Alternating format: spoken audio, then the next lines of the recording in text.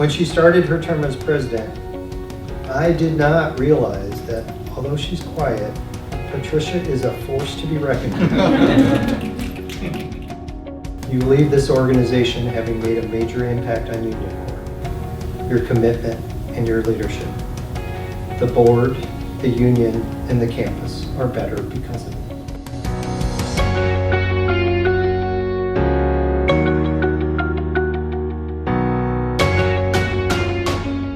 2 years ago, I sat where you all are sitting as a new director, and I was a complete novice to Union Board, and at the time I was completely unaware of how this organization would impact my life.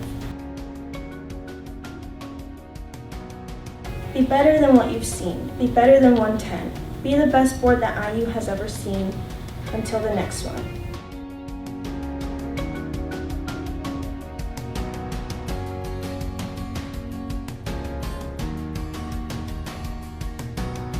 Union Board is more than just a club. It's a place where your hard work is directly impacting the community and campus.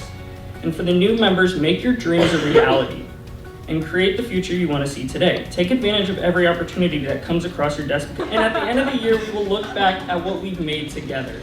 Thank you. Have a good night.